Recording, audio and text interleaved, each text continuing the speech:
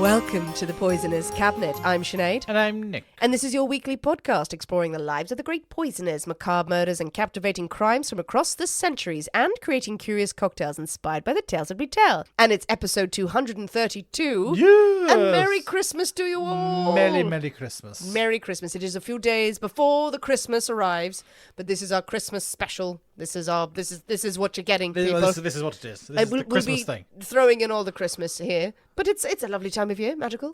Yes. Hello, Nick. Hello.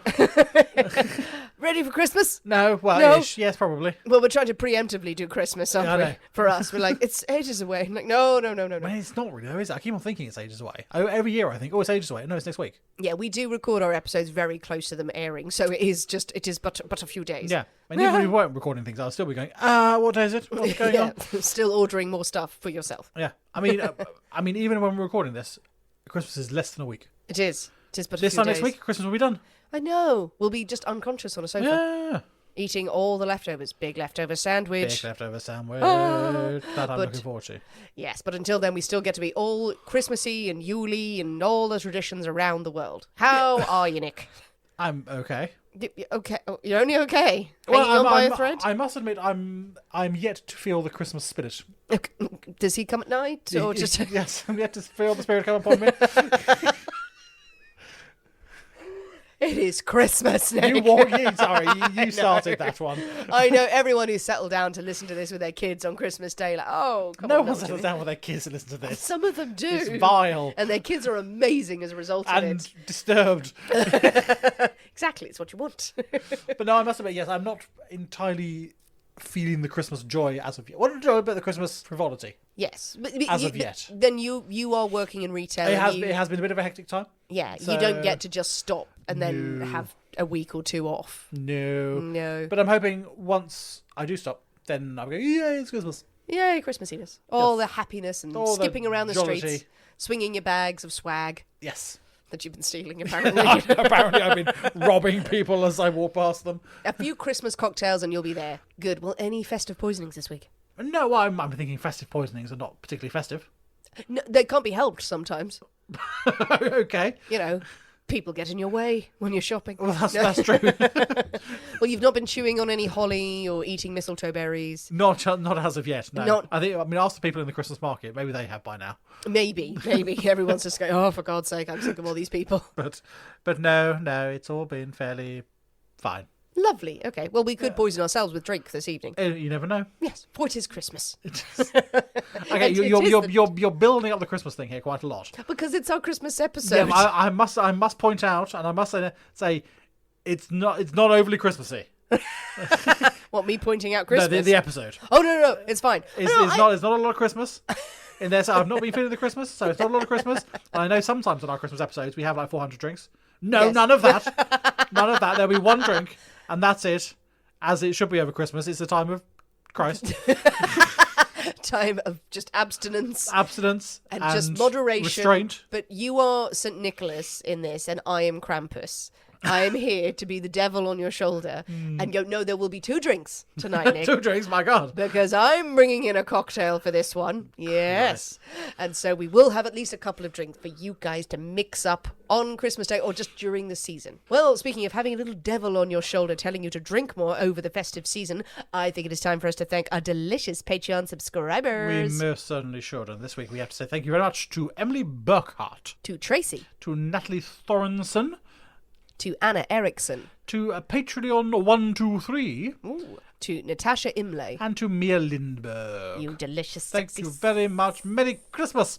sexy Patreon subscribers, you Christmassy Patreon subscribers. Thank you so much for joining us. I know we both went, ooh, when Patreon 123 was read out there, but that's lazy. That's you can do better. That's the name they've put. That's the name that person has put. So. It's brilliant, but also, ooh, you got away with it there. It is 123 exclamation mark. Hey! Oh, okay, you saved it. You brought it back. You lovely Patreon subscribers. Thank you to everyone who has joined us on Patreon for the festive season. People have been buying Patreon subscriptions as gifts as well. You can do that. You can go onto Patreon if you're still struggling to get someone you love something wonderful for Christmas or inflict us upon them, you can buy a subscription as a gift. We've also got a new feature on our Patreon channel, which we've shared on social media, and existing patrons will know about it. We have a digital download of our merch designs. So while we have merch stores in both the US and the UK, they're online. We understand that sometimes those merch stores, the markup on them is really high. The delivery costs can be very high for some people. So we wanted to make all of our digital creations, all of the designs and logos that we've done, including a new one about Aqua Tofana. We want to make those available for everyone to download just for $10 if you're a non-Patreon subscriber. If you're a Patreon subscriber, you get it for $5. You get the whole lot downloaded, and you can do with them as you wish. How exciting.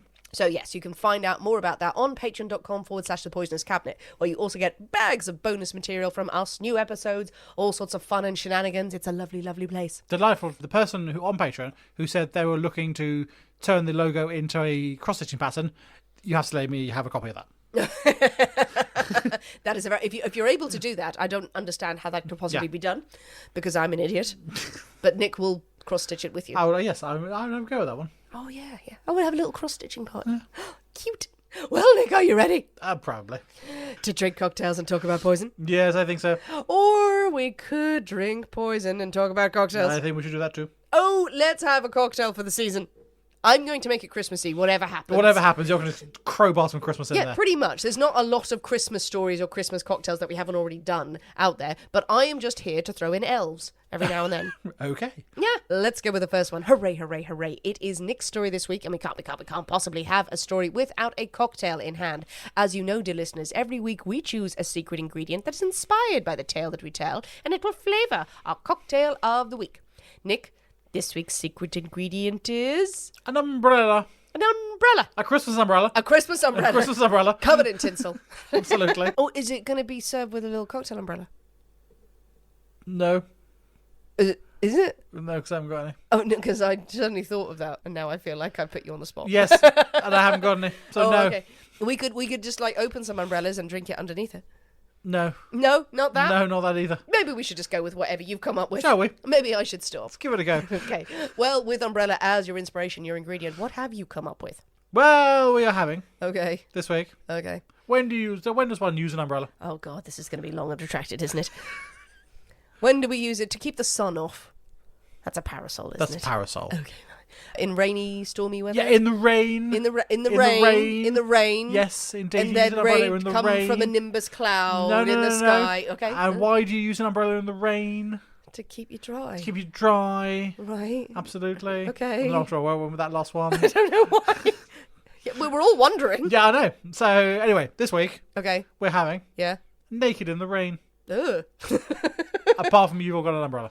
Oh, we've got an umbrella. Yeah. Okay. But we're naked. Naked apart from the umbrella. Right. In the rain. Well, is naked... I mean, is an umbrella a part of your outfit? I would say not. It's an accessory. It's an accessory. Yeah, you can still be naked. Yes. You're never fully dressed without an umbrella. So you're strutting around, you decided to have a walk naked in the rain, Naked in but the you rain. didn't want to get wet. Exactly. Okay, right. You have standards. You don't want to catch a chill. That'd be mad.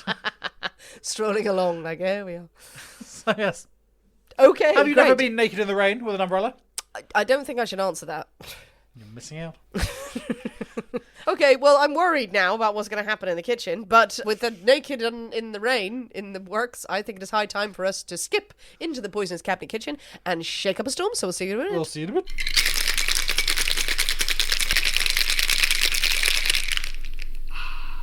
And we're back. Hello. So, Nick. Yes. The naked in the rain. Come on, into the shower. Wow. No, I'm fine here, actually, with this lovely cocktail. It's very festive. It's very, yes, I did. I think, it's going to be red. So No, it was orangey. like a clementine. Or a clementine, depending how you feel. Yes. Or just an orange. Or just an orange. Just a festive orange Festive. with cloves in it. With cloves in it. A Christingle, if you will. Yes, one of those. One You of love those. those, don't you? Oh, yeah. Shove a candle in it and some ribbon. You'd be in heaven. Absolutely. And some dolly mixes on sticks. Aww. Love it. Okay, so it looks pretty. But is it going to hurt us? Who knows? Who knows? Okay, well, let's dive in. Yes. Naked in the rain. Let's see if it'll get us there. Merry Christmas. Merry Christmas, Nick. Okay. Ooh. Yep. Sharp. I should say to people, I'm still recovering from a cold, which is why my voice sounds a bit weird, and you might hear me occasionally go. So my taste buds are a little bit dulled, but that does taste nice. Nice and sharp. Oh, I'm liking that. Yeah, that's nice and fresh. Ooh, that's a breakfast cocktail That's a good one. for Christmas Day. It does feel, I don't know why it feels Christmassy, but it feels It does quite. I'm not sure if I'm getting all the complexity in there, but I'm getting something nice and nice. Just nice. nice. Just niceness. nice. Okay, what's in here? What's in? You tell me. All right, some sort of some citrus. Some citrus. Lime? Some limes. Lime, yay. Lime. Okay, so what's going to give it this orangey, pinky kind of hue? Campari? No, but close. Aperol? Aperol. Oh, Aperol. Well, it doesn't taste bitter. Oh, okay. Aperol, lime, Aperol lime. gin, Nope. vodka, Nope. rum, Nope. bourbon. Nope. There's no other spirits. There's none. Oh, what am I missing? Is there a really obvious one that I'm missing? I must admit, I think it's really obvious. Like a cognac or a brandy? No. Is it a brown drink or No. a white drink, like a Favernum or something, or a No. sugar caney one, or a tequila? Is it tequila? Tequila adjacent. Mezcal. Mezcal. It's got mezcal in it. Yeah.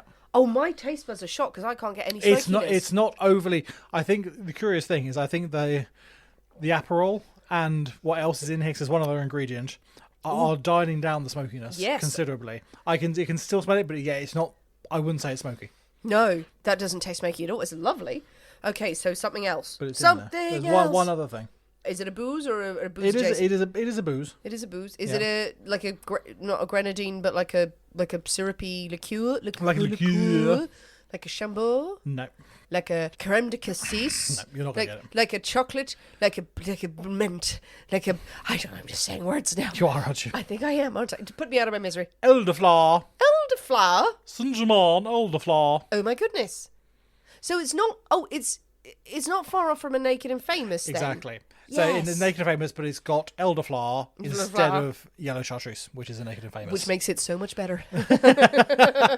So yeah, I was hoping this would be up your street. Yeah. So I thought Naked and Famous I very much like, but you weren't so keen because of the chartreuse. I don't mind a Naked and Famous. It's one of the chartreuse ones that I can tolerate because of the mezcal. Yeah. Cancels out balance it out a lot. the twigginess. And I know you're not a huge elderflower fan either. No. But I think this works really nicely. Elderflower in cocktails. Every time you've made a cocktail with elderflower in it, it's always worked. As long as it's not the main predominant flavour. That's the mistake I think a lot of cocktail Yeah. bars and places do when they're making up their own thing. They go, elderflower must be everywhere. Yeah, it cordial. works really well with other things. Yes. And Just where it's not the hint of it. predominant thing to balance other stuff out. So I think that's really nice. That is really nice. Oh, I'm that is pleasantly surprised. I thought it'd be good. I didn't think it'd be that good. No, that is brilliant. And that is a great Christmas Day cocktail. For those of you who like to get on it in the morning. I don't know why it is speaking to me of Christmas. I'm not quite sure why. I know this is just the colour is going Christmas. Don't know, or perhaps it's just booze. That's my association with Christmas. It's not got like cinnamony, spicy No. flavours in there. There's something really refreshing about it and really nice and crisp. I wouldn't say it's a Christmas No. cocktail, but I think for this time of year when you're so laden down with cheeses and all the cheap prosecco and everything in there, You want that something that's kind of gonna cut through. cocktail, yeah, that's going to make you feel good, ready to party. Is that put you in the Christmas spirit? I won't go that far. Just go Let's with not, it. let's not get carried away. You're getting closer. You prop the door open for Santa and they go, you deal with it. Well, Nick, with the lovely, lovely Naked in the Rain Naked in the rain. in hand, Yes. shall we have some stories? Shall we? Yes, Okay. Are you ready? I am. Are you ready? I am. So for our last regular episode of 2024, which is very scary, Just very scary. we are having a classic Victorian murder mystery. Yay! Murder mystery. So today we have the story of the murder of Kate Dungey. Dungey. Dungey. Dungey. Dungey. Dungey. Dungey. Let's just rip the piss out of her name, shall we? I don't know how to pronounce it. I'm going Dungey. Now, Kate is originally from Kent. Was she from Kent? From Kent near Tunbridge Wells. Oh, yes, She is. Boo. Near Tunbridge Wells. Sorry, I don't know. No offence to anyone from Tunbridge Wells. What's wrong with Tunbridge Wells? Look, we're on the east side, they're on the west. Money. So, as a young woman, Kate had left her family farm to make a better life for herself. She didn't want to be a farmer's wife or anything like that. She wanted a better job. She wanted better things for herself. Lovely. Yeah, so just saying fuck you to her family and sailing off into the dust. She does go and see them again every now and again. She doesn't just abandon them. But I bet the family are really resentful of that guy. Well, who's come back here, Miss High and Mighty? Farming not good enough for you. Yeah, but farming is not what she wants. And by the time that we meet her in 1893, she is 30 years old and she's working as a housekeeper. So quite a responsible, respectable position. Perfectly respectable. So yeah, she's a housekeeper. Now this is either Lambridge or it could be Longbridge House. Okay. We're not entirely sure. The two different versions of the story I found each had a different name for the house, and actually both exist where this place is. Fine. So who knows? What's the bridge between friends? Exactly. So Lambridge, Longbridge, but they are on the outskirts of Henley-on-Thames. Oh, very nice. Berkshire. Berkshire. So they're quite a fancy place. Lots of rowing, all that sort of stuff. You can't move for people You rowing. can't move for people rowing around the place. Just round the clock it is. So now the house is owned, and again, this is a bit disputed potentially. Yeah. It's owned by Sir Francis Stapleton, who leases it out. Okay. Or he leases it out to a chap called Mr. Henry Marsh, or it's just Mr. Marsh owns the property. Oh, okay. We don't know. So, Stapleton was just leasing it out when he was on his way to the Baskervilles property. That would be great, actually, if he stopped off going, I have a hound to deal with. so either way, Mr. Marsh is the one who's in control, but he's rarely at home. He is a successful London greengrocer. Well, he runs a fruit wholesalers now. Nice. So yeah, and he's raking it in. So he's got this lovely country property.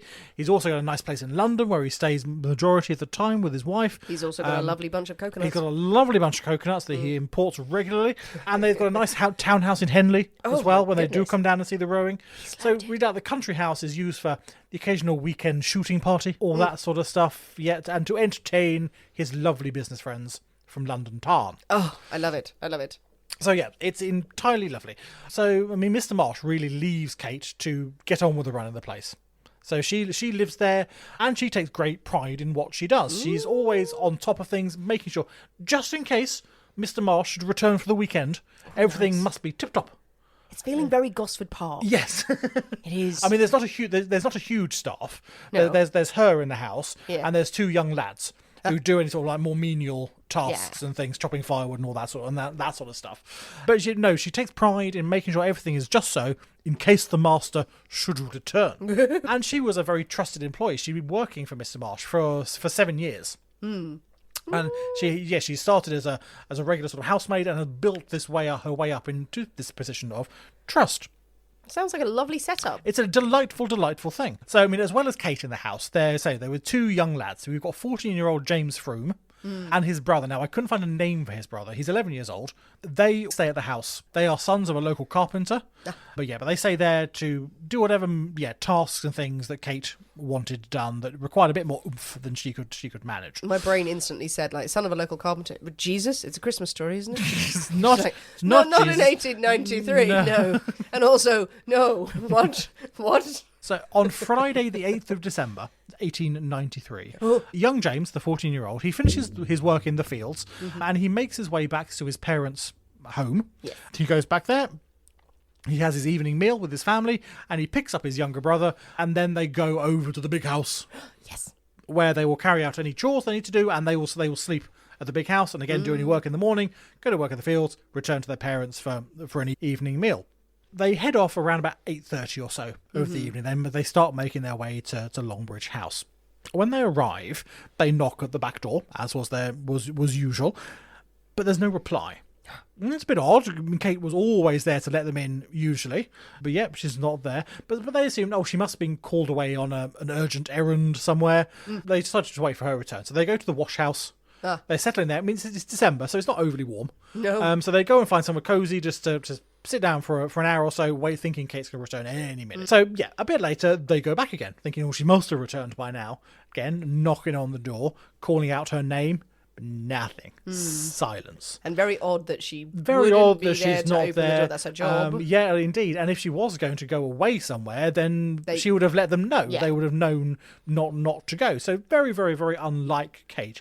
So they peer in through the kitchen window, and James can see lights on in the house. And he can actually make out the time on the kitchen clock. It's 9:50 now of the evening. So getting pretty late.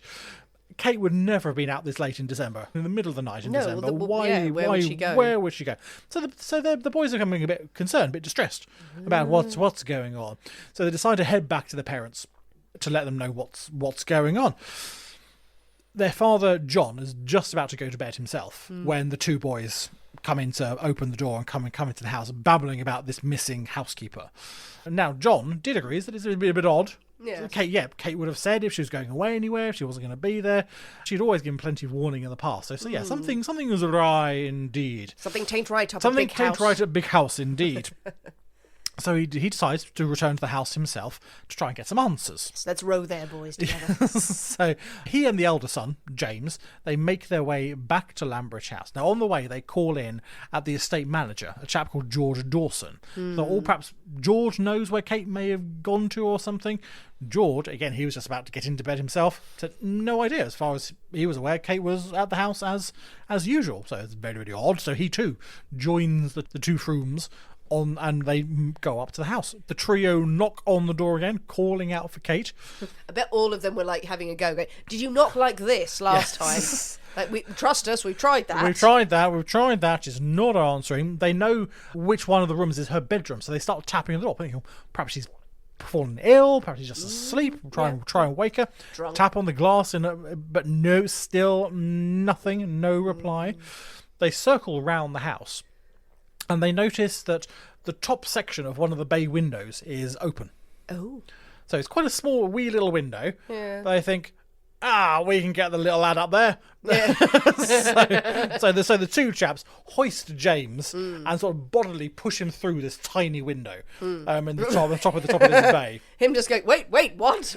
Why am I going to this scary house when there's a missing lady all by myself in the middle of the night? We trust the child completely. It's the child will be fine. The child will be fine. Off you go, lad. In there, find her, get the silverware. What? Just find her. It's fine. Yeah. Didn't say anything. Yeah, just avoid the murderers. It's fine. And also just fall gracefully to the floor. Yes, don't bash any nice knickknacks or anything. So he gets in the house, falls to the floor, goes to the kitchen, opens the back door to let his father and the estate manager, George, into the house. Again, I mean, there's been no stirring at all since all this commotion. No, Kate hasn't appeared going, what's going on? Or anything. There's still nothing. It would be the end of the story, really. Yes, it was. You were asleep. Fine. Okay, bye. Happy Christmas. I mean, in the kitchen, the lights, the lights are still on in the kitchen, and they see her knitting in her chair.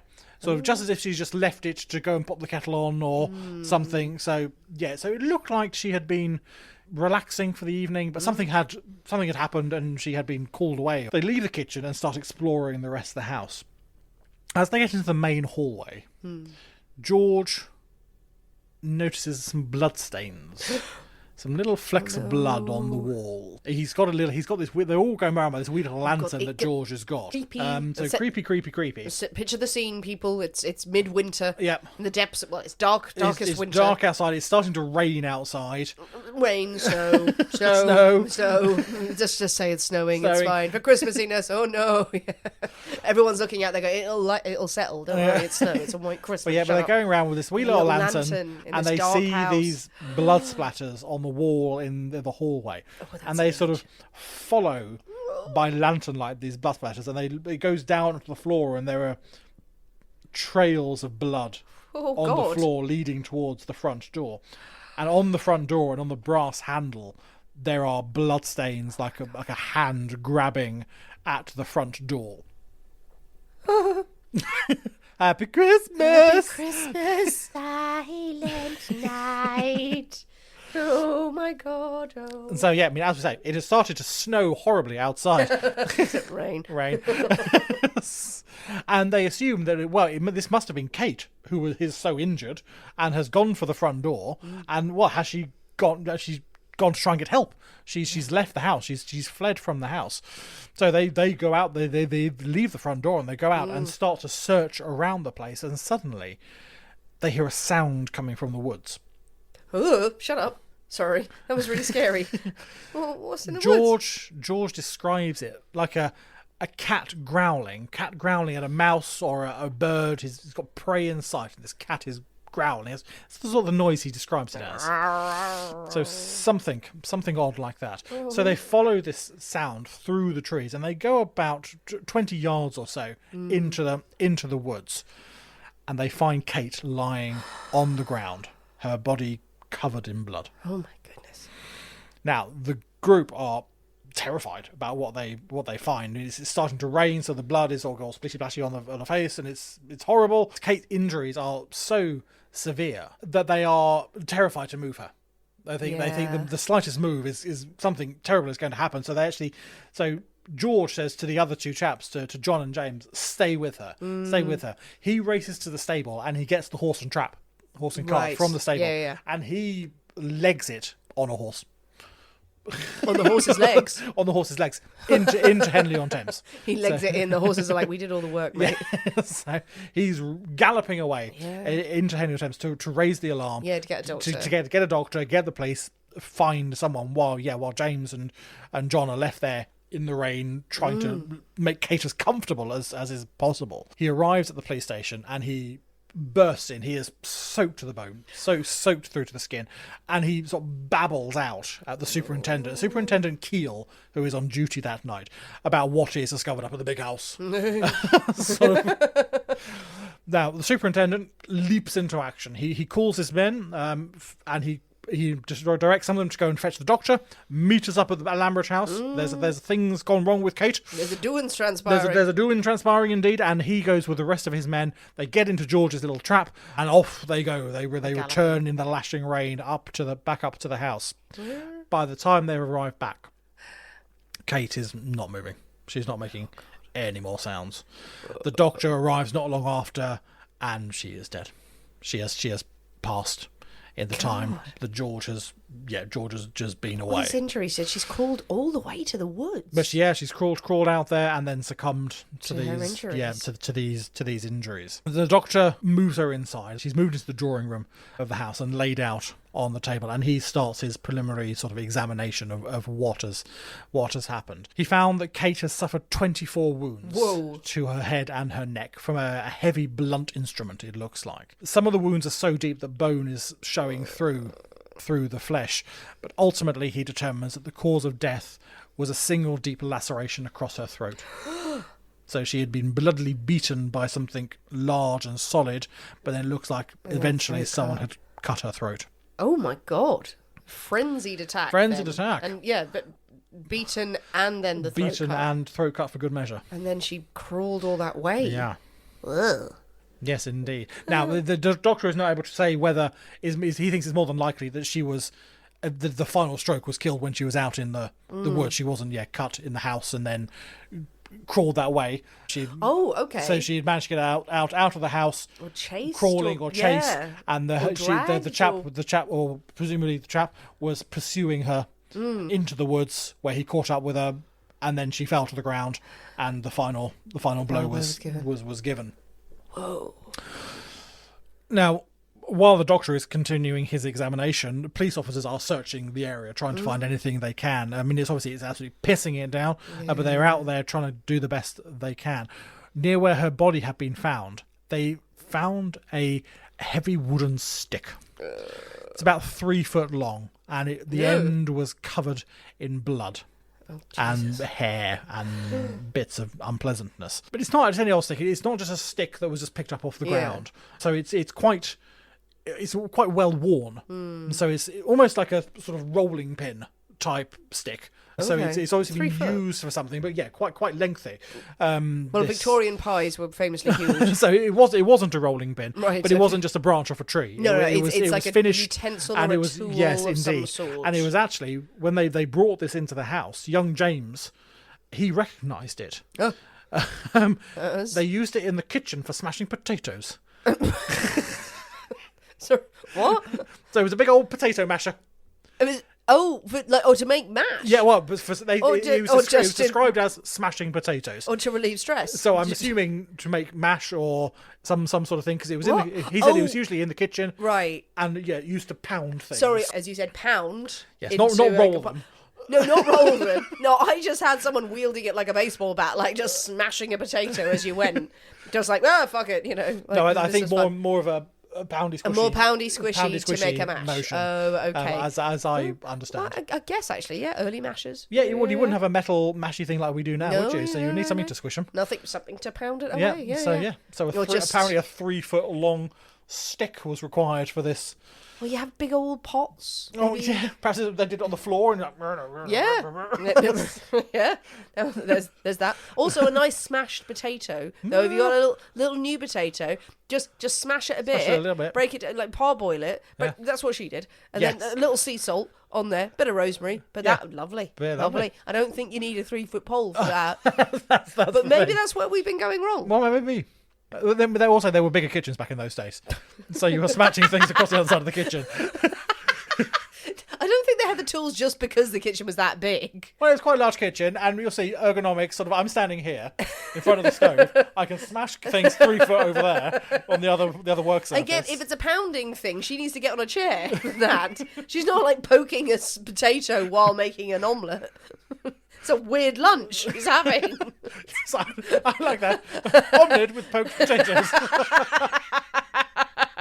Like, oh, that's very nice. That was very nice. Very good, you do poked potatoes. Poked potatoes. You do not want to know how we broke the eggs. We used a steamroller. Okay, smashed potatoes. I'm liking the idea of a poked potato as well. Well, everyone, for Christmas and everything, you do sometimes have a mash or a mashed carrot and swede. Big old stick. Clearly. Big old stick, exactly. Big old stick. Big old stick. That's what's needed. So yes, but not one covered in blood and hair and bits of Kate. No, preferably not. No one's taking that going. Oh, that's a good stick actually. That's a good stick. That's a good stick. That. Yeah. Keep that. Anyway, moving on from the potatoes. I don't think we should actually. I like the potatoes. I don't want to hear the horrible story of the woman who was murdered. No, I should have bought you for Christmas now. Forget all the things I bought you. Just a big old stick. I'm not you a dog. Delighted. Part of me was like, oh, you got me a really good stick. Sometimes you find a really good log. Good stick. Like, and you go walking, you're like a gnarled old bit. Oh, that's a good stick. I wouldn't mash potatoes with it. I'd just put it somewhere. I don't know, dry it out, season it. Season it? What? Well, I mean, to prevent it warping and cracking and things. Oh, sorry, I thought you Not meant like with salt and pepper. What? It's not like a wok. And I was like, oh, do you season it with salt and pepper? That makes the mashing much more flavourful. Yeah, absolutely. Okay, actually, please just get me that. Just get me that. Taking everything else back now. I've got you a bit of stick and salt and pepper on it. Happy Christmas. Back to the poor murdered woman. Back to the poor murdered lady. As well as the stick, they had also discovered, no laughing, they'd also discovered 2 sets of footprints in the flower bed. Ooh. Out under the drawing room window. Now, the superintendent ordered these to be covered as immediately, because the rain was lashing down, so he wanted to preserve these as much as he could. I mean, there's not much left at this point, but they're... No, good for them. But good for him. As well as these things, inside the house, they discover a poker that is also covered in blood. Oh, many weapons. Some many weapons, indeed. And both a brooch and a hairpin belonging to Kate were found by the front door. Right, okay. That's obviously where she had tried to crawl. These things had fallen out or been torn out or something. But they were left there. Now, news of Kate's murder spread quickly, unsurprisingly, throughout the local area. And the local press reported that a perfect thrill of horror ran through the district when the harrowing details of the barbarous murder of a most inoffensive victim became widely known. Oh, that's a good headline. Yes. Was it a thrill of horror? What was it? The start? The perfect thrill of horror. A perfect thrill of horror. Ran through the district when the harrowing details of the barbarous murder of a most inoffensive victim became widely known. That's great, because they're all going for... Once it's not boats. Yes, it's my God, we can write about something other than boats. It's something other than boats. Hooray! Hooray! Also, oh God. For those who don't know, Henley-on-Thames is very well known for a boating regatta in the summer where posh people go and row and drink champagne and Pimm's by the riverside. Yes, they all turn up in their finery. In their boaters. Well, they're not really finery, they're posh people. And their pink chinos. Yes, their red trousers, and then they just drink. And then they go, come on, bucks, come on. Yes. The other team. Row faster. Row faster. So there are boats. Yes, but there are boats that race. It's a regatta. And it's a grand thing. Yes, it's money is what you need Yes, to know. indeed. Yes. Lambridge House now became quite a popular tourist spot. Oh dear. For several weeks. People traipsed for miles to get a good look at where Kate had died, to find out, where was the masher found? Where were these footprints found? Where... the people want to know the details. They want to see what they can find. There's no see what they telling. can see. It's like there's bugger all else to do. Yeah, exactly. So you might as well go and look at where the lady was killed. And people do it today. Oh, yeah, well, Dog indeed. tourism. No, Like, absolutely let's see true. this. I mean, absolutely true. I'd do it anywhere we go and go, someone was murdered there. Well, we do that quite a lot. Yeah, we do. So, We don't yes. go and traipse through it and But go not the day. souvenir. Not the day after. No, We no. usually we leave it 100 years. So, Minimum. We say, okay, in 100 years' time. before we do it. Yeah, this is not the day after. Fair. Now, an inquest into Kate Dungey's death takes place in the drawing room at Lambridge House Nice. on Monday, the 11th of December. Oh. Kate's father, Walter, from Kent, Nice. testifies that he had last seen his daughter in October when she had visited the family home, and he described his daughter as reserved in her manner and very quiet and good-tempered. Okay, fine. Yes, Inoffensive. Inoffensive, nice lady. Now, her employer, Henry Marsh, the fruiter person... The fruiter, the grocer. The fruiter. He dealt with fruits. He was a fruiter. Was he? Yes. Is that a term or is that just your way of saying grocer? Because we need to bring that back. I'm a fruiter. I'm a fruiter. I'm a fruiter by trade. And reputation.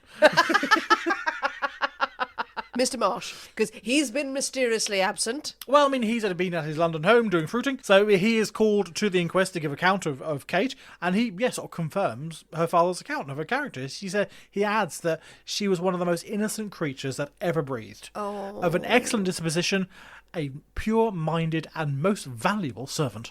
Yeah. So, she was, everyone bloody loved Kate. Yeah. She was, no one had a bad word to say about her. Why would anyone want to kill Kate? Well, indeed. The jury were taken through the discovery of Kate's body that evening with the various witnesses, and the superintendent testified that she was found lying on her back, her head slightly turned, and her right hand raised, he says, perhaps in a frantic effort to fend off her attacker. Yeah. The surgeon who examined her body added further detail, saying that the victim's face was covered in blood and dirt, and she had a horizontal wound over her right eye.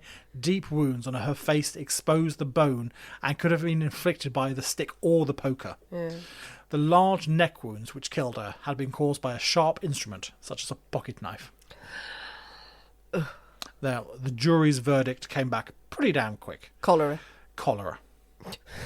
Kate Dungey had been murdered by some person or persons unknown. Da, da, da. It's time for a break. I think that's time for a drink.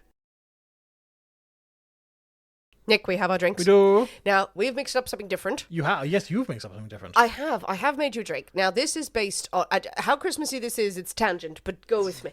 This is a recipe from Nigella Lawson. Yes. Whose Christmas specials kind of make Christmas. Yes, who's a fantastic TV chef or cook. Everyone knows who she is. Make sure people know who Nigella Lawson is. She's lovely, gorgeous, Is she gorgeous. American? Well, she's not American. She went. but No. People watch her shows over there. I think she Fair went enough. to America, and they were like, "There's a lot of cream in this.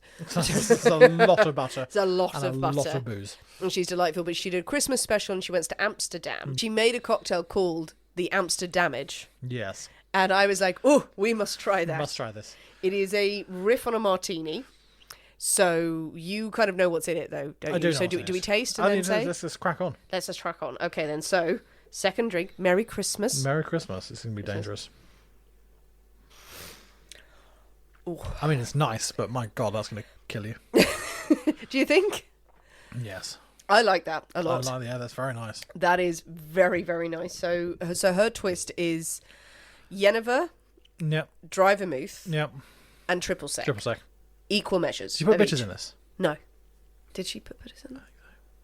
Do you want bitters in yours? I might. Because I'm thinking it is quite sweet. Oh, is it? Yeah. Okay. So I don't know if bitters might just... I don't know. I may be entirely wrong. So what are you doing? Orange bitters? Yeah, orange bitters, yeah. Oh, okay. So what I've done with it, she shook hers. Yeah. Now, as a martini, often it's stirred, but you want a lot of dilution with this. We went with 3/4 of an ounce of each, equal parts. Okay, let's try it with the bitters in it. Oh yeah, it does give it a bit of twang. Yes, Yeah, it's it helps. surprising how much difference it makes. Is it very nice? Yeah, so she does equal parts of each. Yep. So you could do half. We've gone with 3/4. Yep. If We're you want alcoholics. to, batter yourself over the head, you could do 1 ounce, but don't do that. Don't do that. But yeah, it's a riff on a martini. It's crisp. It's clear. We've shaken it for the dilution because Nick does have to work tomorrow. I do. Yes, you do. And I still got to read words, yes. It gives it a lot of dilution. You could stir it. I really like that. Oh, it's nice. It is. It's nice. Yennefer, delicious. We love it. Well, the original gin. Mm-hmm. And then with the vermouth and a little bit of orange in there. Nice. But as a warning, yes, 1 maximum It probably. is a potent beverage. But martinis always make me giggly, so I'm okay. Goody. We have our second drinks. Yes. We're in the Christmas spirit. Hurrah. But a horrible murder But a horrible murder has occurred. has been declared as well by the Indeed, inquest. That it has. Oh. So, yes. Now, Henry Marsh, so her employer, immediately offers £100 for any information that will lead to, the culprit being discovered. Which is a lot of money back then. It's a but huge amount of money back then. A huge sum of money. you know what's bigger? £1,000. There is that. Okay. This is play bigger number. Yeah, that's me being helpful at the side. Like, pipe down, you. So, police initially find themselves sort of slightly struggling to identify a motive for the crime. Now, the obvious thing would have been robbery. Would have been an obvious motive, but nothing is missing from the house. No. And while police are quite sure that someone has gone through Kate's pockets, she's still got 5 shillings in her pocket. So if it was robbery, someone would have had that. Yeah. Someone would have taken the fancy clocks and all the fancy things in the house. So the place would have been robbed blind. But no, nothing is missing. And Henry Marsh himself goes around the place and goes, no, everything seems in order. So yeah, so nothing's missing. So they think, okay, well, it wasn't a robbery. So, okay, fine. There is no evidence of any sexual component. Okay, good. Reassuring. in the attack. So so the surgeon is very convinced that she went to her grave a virgin. So either they decide it is entirely random, Yeah. or there's obviously something very, very personal that no one is talking about. Yes. So Either the person broke in looking for something very specific and she was in the way. Yep. So it was a very specific robbery, or she did something. Or it's very specific to her. But everyone's going, no, she's lovely. No She's one would ever lovely. want to do I anything would want against her. So people go, okay, well, we have no idea what that could be. Or it's a random crazy person who wandered through and she was caught outside and Which who is knows? bizarre. Which again is Yeah. also bizarre because then if that was that person, you would nick something. You would. Well, you who would think knows? that they You would would nick think. something, or there would be some other element to the crime. So they're a bit sort of like, well, where the fuck do we start?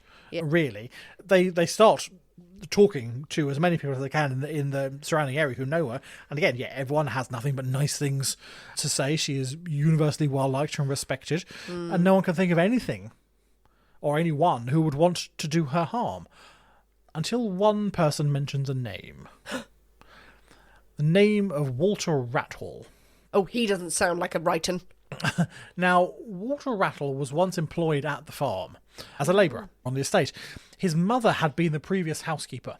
And when she had retired, Kate had taken on her role. So the farm you're talking about here is not Kate's family farm? No, the farm in Henley. The estate. The estate, right. yes. So the it's lands part on of the a estate. okay, there fair are enough. farmland and things attached to Yeah, the estate. yeah. So Walter was a worker on the estate. His mother had Kate's job before Kate took it over when she retired. Yeah.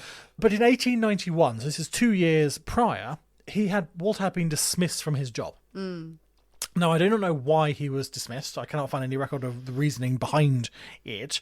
But apparently, he was heard around town to blame Kate for his losing his job. So whatever had happened, he held Kate responsible. And a couple of times, after a few pints, he had told more than one person that he was going to do her in. Oh, my God. Okay. Because of this perceived slight. But then about a month or so after his dismissal, he left the area. He left, presumably found work elsewhere, and everyone thought that was that. No one had seen him since, really. Moved on. Exactly, and moved on. So they think, well, the threats at the time and things were just a drunk chap who's lost his job, needs someone to blame, and then he's moved on. So that's what we know, but apparently it sparked someone's memory, and they thought, oh, this chap from a while back. You're clutching at straws, really, aren't you? Yeah, well, Find indeed. anything. But it turns out Walter had actually been back in town. He'd been back in Henley for the past 2 months. He'd been staying at the Red Lion Inn with his wife and child, a little newborn baby. Jesus. But had he really waited all this time, so 2 years, to get revenge, And had he brought his new family along Yes. for the ride, sort of thing. So it seems a bit peculiar. But it's something to go on. So police go, okay, fine, well, this is all we've got at the moment. Yeah. So Superintendent Keel issues a warrant for his arrest. He needs to be brought in for questioning. We need to at least have a chat with this chap to see what on earth is going on. On the 3rd of January, so this is almost like a month or so after just shy of a month after Kate's murder, Walter is tracked down to the town of Daventry. Now, this is about 70 miles from Henley, which is quite a distance. So it certainly looked, to the superintendent anyway, as if Walter was trying to put as much distance as he could between Henley and himself, really. Okay. I mean, he had left his wife and child in Henley at the Red Lion Inn. Oh, right, he'd left them there. He'd left them there, but he is off 70 miles away now in Daventry. Right, doing what? Working? Well, we don't. I don't job, know. or- That's where he is tracked down to. I mean, and that's where he is arrested. he's not putting. If you want to put as much distance between you go to Scotland. I mean, 70 miles is a long way in the 1890s. It's not that long. It's not that far. It's not that far. It's far enough to walk. It's a distance. It's a distance. That's it. Yeah, So yeah. If well, he no was one knows walking the me in whole Daventry. way, Perhaps he was trying to get further, but that's as far as he got. Okay. But anyway, he is returned to Reading Jail, and he is put before magistrates for questioning. Okay. Now, he is described in the magistrates' papers, he's described as of medium height and poorly dressed. Oh, poorly dressed. Poorly dressed. No, He's we won't have that. Obviously a wrong one. No. Poorly dressed. How was he poorly dressed? Or just scruffily, poorly, like a ne'er-do-well, really. Yeah. Just like a. Wearing white after Labour Day. It's just very, very, very, very, very bad. So he was quizzed about why he returned to Henley. Why have you come back in the first place? Why did you return? And he replied quite simply that, he had found work in the area. And so why shouldn't he? He had been working as a beater for shooting parties. And then, once that season sort of ended, he found work as a farm worker. There's nothing odd about that, about wanting to find work and support your family and things. So why shouldn't he have come back to Henley? Walter's landlady was brought in, the lady at the Red Lion Inn, and she confirmed that, Walter had been a good tenant, always paid his rent on time, always looked after his wife and newborn baby, always well looked after. Until recently, that is, she says, until recently. The day after Kate's murder, when it was all around town that such a horrifying thing had happened, Walter had disappeared. That's when Walter had scarpered.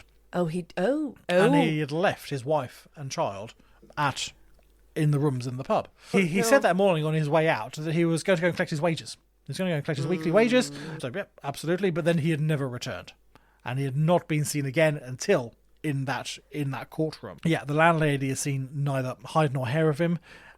He had not paid the rent. He had not paid any money up front at all.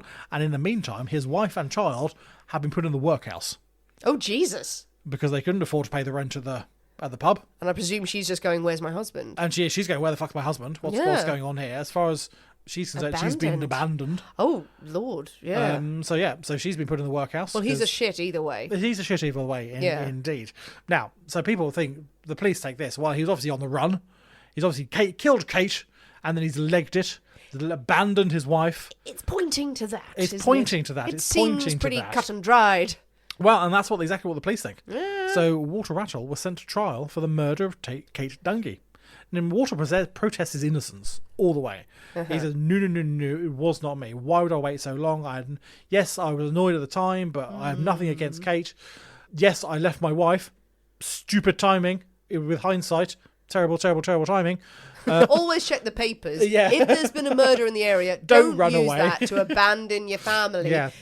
Wait until the day after. Exactly. Apparently, you absolute shit. So he's absolutely like, no, I had nothing to do with this. But no, Superintendent Keel, he has his man. On the 18th of January, the court in Henley is rammed with people. And immediately, the defence start poking holes in the prosecution's case. Okay. Why would Walter wait 2 years for his revenge? I mean, I have thoughts on that, though. Why? Why would you do that? Had anyone actually seen him in the area? That's a better point. No.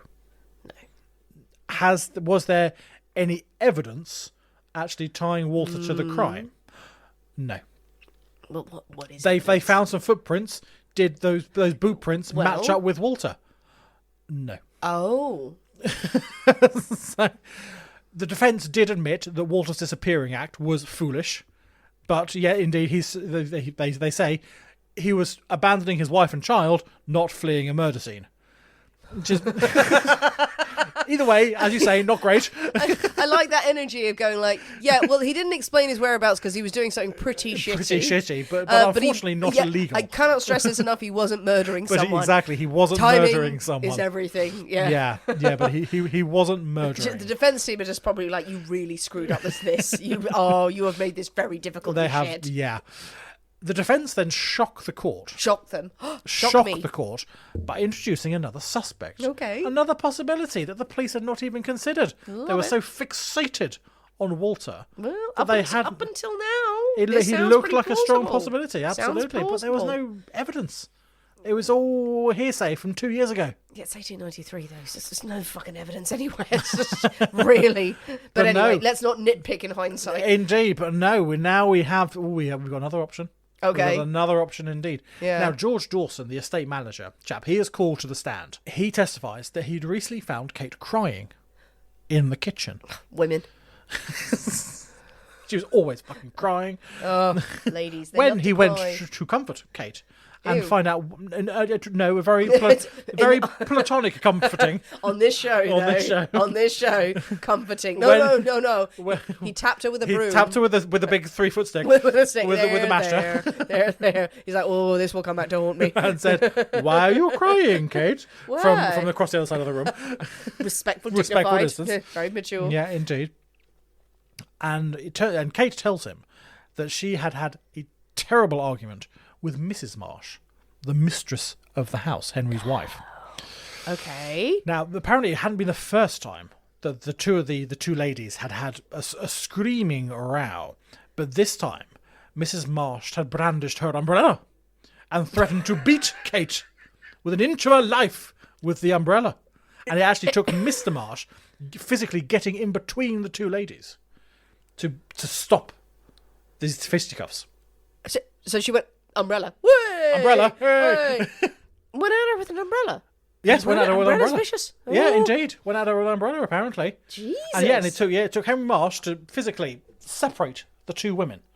So Kate was in the kitchen crying after this altercation. Indeed. That's a bizarre occurrence to happen in Victorian society. Well, quite indeed. So the mistress of the house has really gone at her Has with an umbrella. really gone at her. Really Aside from the funny imagery there. Screaming at her. That's assault. Physically gone at her. Yeah. Now, George says he does not know why the two women were having this argument. What disagreement had been about.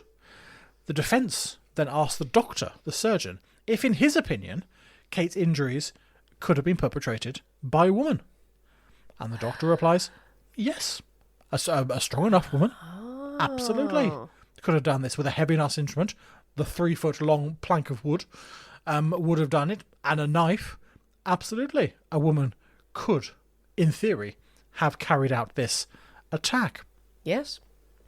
Now. In theory. By now, the whole courtroom is awash with gossip and rumours and whispering and going, oh my God. Everyone was dumbfounded. I mean, has Mrs. Marsh, respectable Mrs. Marsh, a woman really gone at her with an umbrella? My God, what's going on there? I mean, you can imagine the scene in the court case because you're waiting for another man to be announced. Yeah. A boyfriend, absolutely. A lover. She was stepping out with someone. Suddenly, no, the mistress of the house. The mistress of the house. She was quite mad, Been at her with an umbrella. What's going on there? And crimes can be committed by women. By women. Everyone now starts gossiping. Was Henry? Were Henry and Kate? Were they involved? Well, were they involved? Had Mrs. Marsh found out? Was she defending? Was she trying to beat off the competition? Ew. As it were. As it were. As it were. Now, but that's a very lazy assumption. But it's the one that everyone went for. Of course, 100%. They'd be like, I mean, these days you'd be like, and I would never judge, but they were clearly shagging. They were.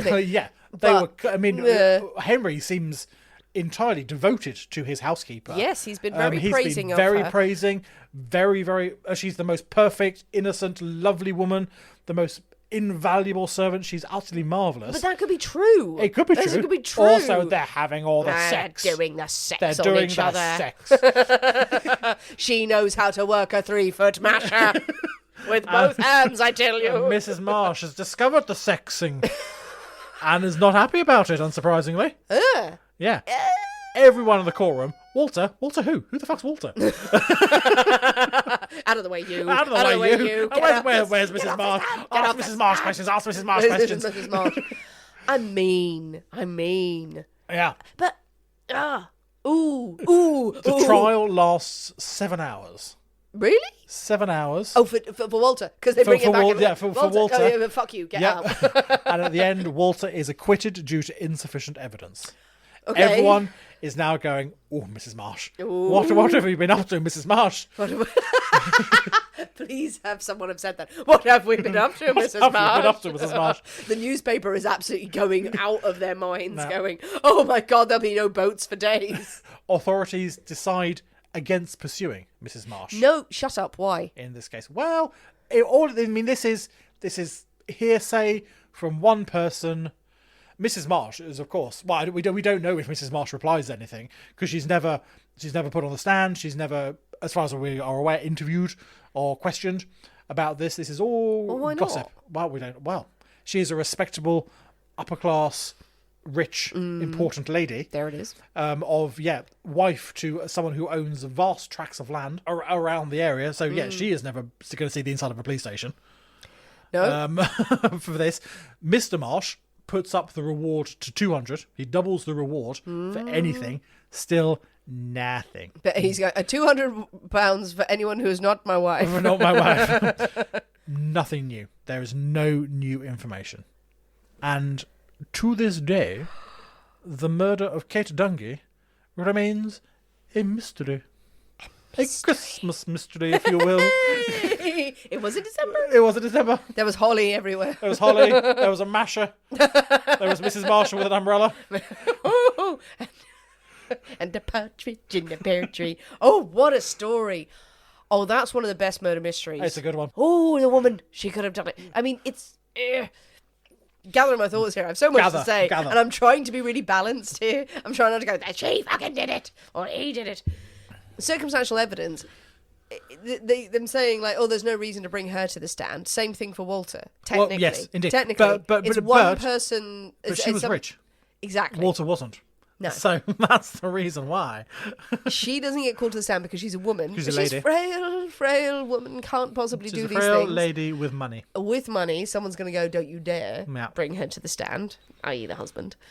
But Walter, again, said to have held a grudge. Who says? Yes, indeed. Who says? And no one is even saying he's holding a grudge to this day. He said at the time he was furious. He was annoyed. As anyone, you've been fired, you're gonna be annoyed. Yeah. And then he blamed her, but then a month later he's gone. So no one's saying he still held a grudge to this day. It's just at the time he was pissed off. Two things on that. Like on one hand, men holding grudges against women, not uncommon. Well, no, at any time in history, just a woman's had usurped someone else, or that he feels, oh, it was my family's position, probably going to say some pretty shitty things. I'm sure in the pub. Yeah, and he did. No excuse for it. No excuse for it. And he did say plenty of shitty things in the pub. Yeah. About it. But then maybe he did move on. Maybe he did do that. He was drunk and he moved on. Though I was also going to argue that 2 years later, if the man was that furious and that bitter about it, he's gone away some distance. 2 years, put it behind him. It happens. He comes back to the area, wife and child, sees her, all reignites. It all comes back. It all comes back, and she deserves to be taught a lesson. Maybe so. It feels so personal, her attack. Yeah. Oh, and indeed, yes. Absolute hatred. As you said, not sexually motivated. Yep. There's no robbery, anything like that. It's beat her to death. And, oh God, sorry to be gratuitous here, but again, she's beaten viciously in the house. She has gotten out of the house. Trying to escape. She's crawling, seemingly, gets into the woods and is finally stopped, and then her throat is cut. So this is a sustained attack against her.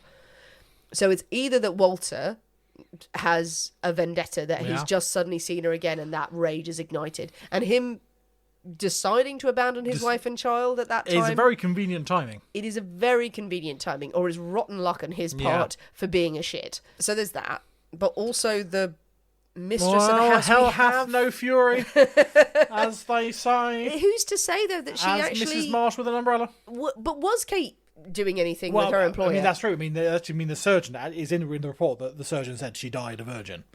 So there we go. So yeah, so she wasn't knocking off their employer. If the surgeon says she dies a virgin, then what reason does he have to? Unless he's being bribed by the. I'm sure some people will go like, oh well, maybe some coin was exchanged, and all of that. But that rarely. It's perhaps you just haven't much dusted in their sufficiently. Interest. You've missed a spot. But is Mrs. Marsh completely unstable?